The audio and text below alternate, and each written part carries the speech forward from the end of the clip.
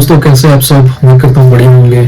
अभी आज के इस वीडियो का टॉपिक तो आप देख के समझ गए होंगे। तो बड़ा बेसिक सा टॉपिक है, पर मैंने सोचा इसको कवर कर लेते हैं क्योंकि मुझे लगता है कि ये यूज़फुल हो सकता है उन लोगों के लिए जो अभी फ़िलहाल एक मोबाइल होल्डर ढूंढ रहे हैं या मोबाइल होल्डर है उनके पास और चेंज करना चाहते हैं।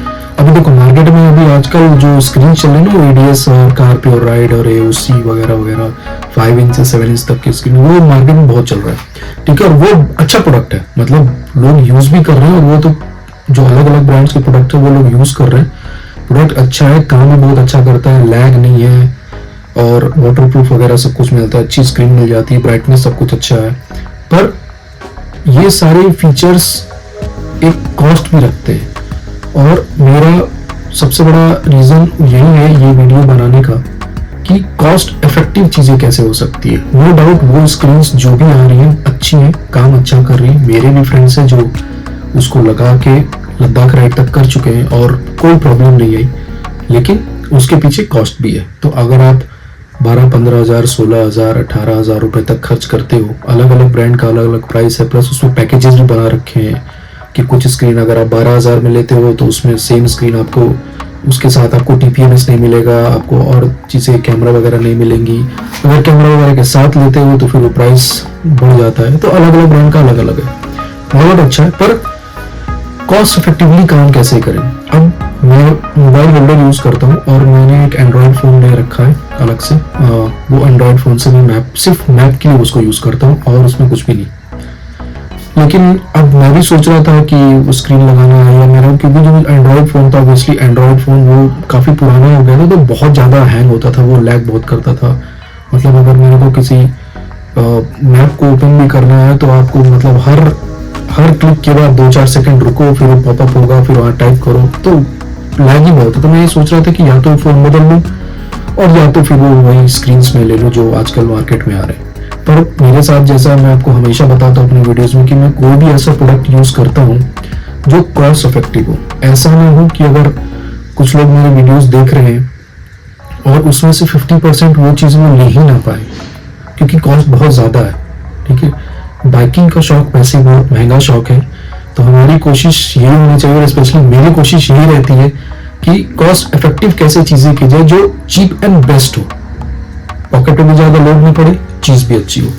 तो ये सोच के मैंने वो स्क्रीन का प्लान तो ड्रॉप कर दिया। मैंने सोचा कि अब एक फ़ोन नया लेते हैं, प्लस तो जो मेरा मोबाइल होल्डर था वो भी ख़राब हो चुका था। मैं लोगों का मोबाइल होल्डर यूज़ करता था पहले, बिल्कुल बेसिक वाला, पर वो काफ़ी साल से यूज़ करते थे, कुछ उसमें कुछ लूज़ हो गया था, तो क्या थोड़ा जड़ वगैरह आता था बाइक पे चलाते वक्त, तो वो ना टिल्ट हो जाता था, कभी इधर को कभी उधर को।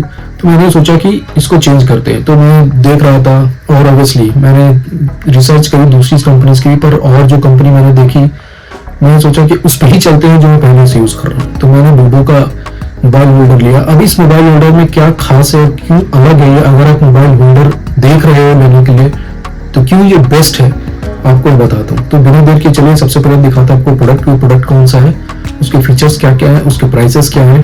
तो लेट्स गेट स्टार्टेड। तो ये है वो मोबाइल होल्डर जो मैंने बोबो से मंगाया है। इसका मॉडल है BM14 Pro with vibration controller. तो अभी जैसा मैंने बताया कि वाइब्रेशन की प्रॉब्लम स्पेशली आईफोन में तो बहुत होती है।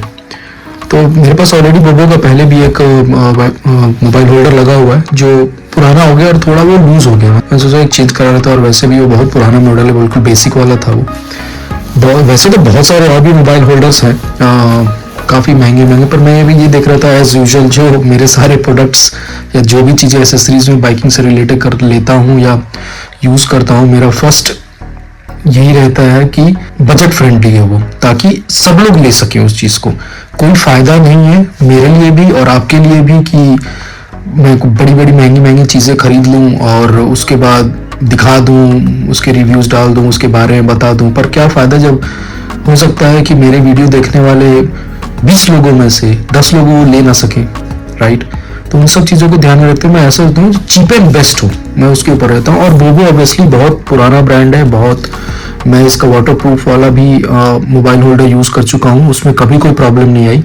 जो वायरलेस था और वायर्ड चार्जिंग भी थी, वायरलेस चार्जिंग भी थी, वाटरप्रूफ भी था, और मोबाइल भी कोई भी साइज़ का मोबाइल आप उसमें यूज़ कर सकते थे। पर ये था कि बहुत टाइम तक, मतलब काफ़ी सालों तक मैंने यूज़ किया, तो जो उसका स्क्रीन होता है ऊपर का, उसके ऊपर थोड़े स्क्रैचेस आ गए थे, तो मैंने सोचा चलो चेंज कर लेते हैं। फिर मेरे पास एक बेसिक बोबो पड़ा हुआ, तो मैंने काफ़ी टाइम तक यूज़ किया, और अब मैंने ये मंगाया है। तो मैं आपको सबसे पहले दिखाता हूँ बॉक्स के अंदर क्या है। बॉक्स मैंने पहले इसे ओपन कर लिया जब डिलीवरी हुई थी तो चेक करने के लिए, पर सारी चीज़ें इसके अंदर ही मैंने रखी हुई हैं।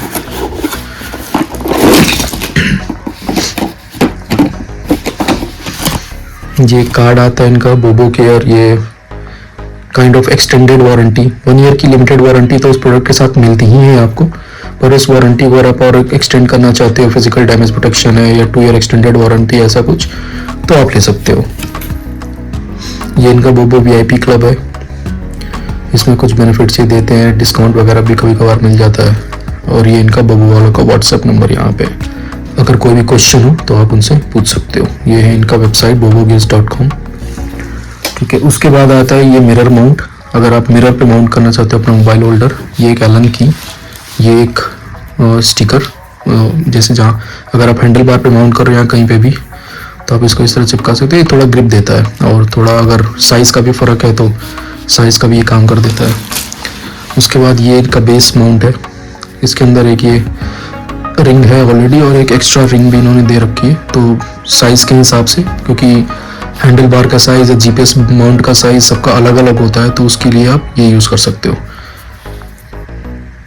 पहले जो इसमें आता था ये 2 पार्ट में होता था, जैसे यहाँ पे एक ये अलग है, यहाँ से एक अलग, मतलब 2 पार्ट होता था, उसको लगाने में थोड़ी प्रॉब्लम होती थी। इस बार उन्होंने थोड़ा चेंज किया है, ये एक ही पार्ट है ये। उसके साथ ये आता है इसका बॉल माउंट, जो यहाँ इसमें लगेगा टाइट करने के लिए, और ये है मेन प्रोडक्ट। बिल्ड क्वालिटी काफ़ी अच्छी है, थोड़ा हैवी भी है पुराने वाले मॉडल से, और ऑब्वियसली इसमें देखिए अब वाइब्रेशन डैम्पनर वगैरह लगा हुआ है। तो इसका देखो काम क्या है, ये थोड़ा थोड़ा ऐसे दबता है। अगर आप नीचे देखोगे तो यहाँ पे ये रबर, ये देखिए रबर माउंटिंग है, और ये स्प्रिंग सिस्टम भी है इसके ऊपर। तो जब आप मोबाइल इस पे रख के आप टाइट करते हो तो ये वाइब्रेशन को बहुत हद तक कंट्रोल कर देता है। मैंने और भी लोग यूज़ कर रहे हैं, उन्होंने उनसे मैंने रिव्यू लिया था कि भाई कैसा काम करता है, ये एक्चुअल काम करता भी है या नहीं। उन्होंने बोला कि नहीं, बहुत काम करता है। ऑब्वियसली फिर भी मैं तो ये सजेस्ट करूँगा कि देखो, आप आईफोन तो मत ही यूज़ करो, क्योंकि आईफोन एक्स्ट्रा ऑर्डिनरी सेंसिटिव है। ख़राब हो गया तो फिर उसको रिपेयर कराना बड़ा प्रॉब्लम है, बहुत खर्चीला होता है। बेटर है आप कोई भी सेकेंड हैंड या कोई भी सस्ता एंड्रॉयड फ़ोन ले लो, और आप उसको एज अ मैप यूज़ करो। इसमें ये इस तरह से घुमा के आप अपने फ़ोन के साइज़ के हिसाब से इसको कर सकते हो। और एक बार आपका जब फ़ोन हो गया फ़ोन के साइज़ का, तो उसको आप यहाँ पे टाइट कर दो। जो फ़ोन के साइज़ में आप टाइट कर दोगे, उसके बाद इनका ये क्विक रिलीज माउंट है, आप इसको बंद कर दो।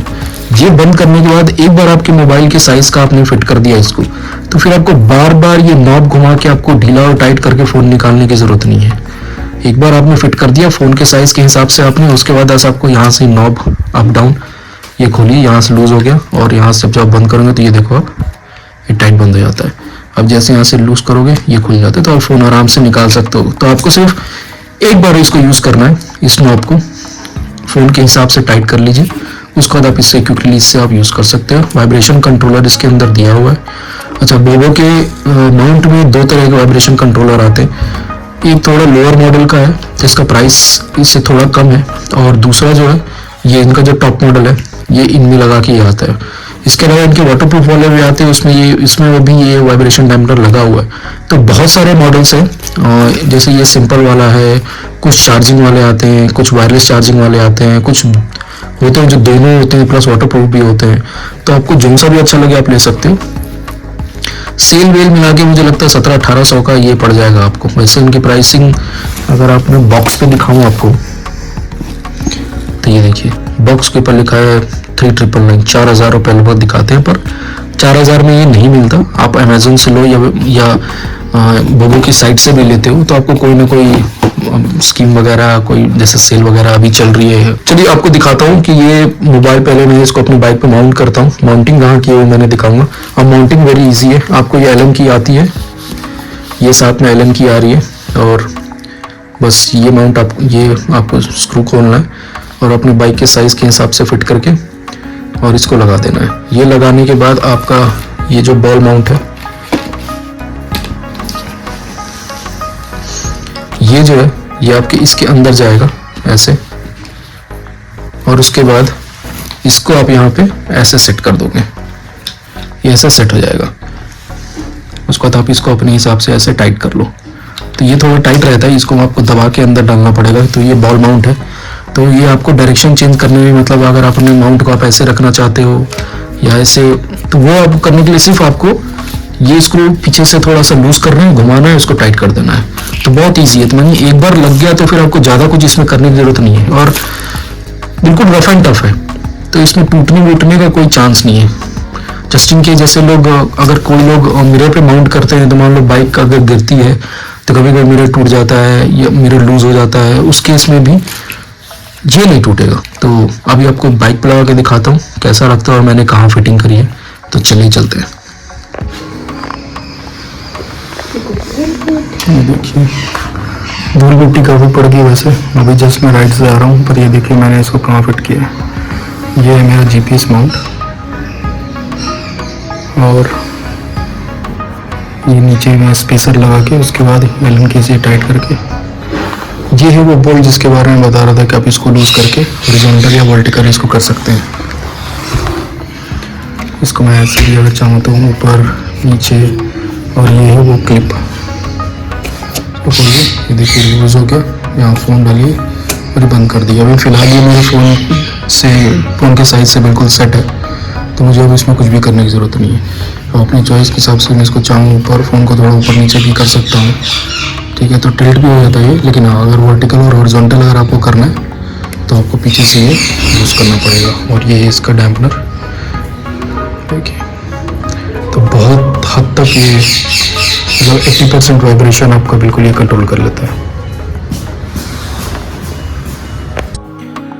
तो बताइएगा कैसा लगा आपको ये प्रोडक्ट, और इससे रिलेटेड कोई भी क्वेश्चन हो तो आप मेरे को ज़रूर बताइएगा। मैं इसको यूज़ कर रहा हूँ और मुझे यूज़ करते हुए 1 महीना हो गया लगभग, तो मतलब यूज़ करने के बाद ही मैंने ये वीडियो बनाई है, तो अभी तक कोई भी प्रॉब्लम नहीं है और ईज़ ऑफ यूज़ बहुत है। और वीडियो अच्छी लगे तो प्लीज़ चैनल को सब्सक्राइब करिए, वीडियो को लाइक करिए। Till then see you next time.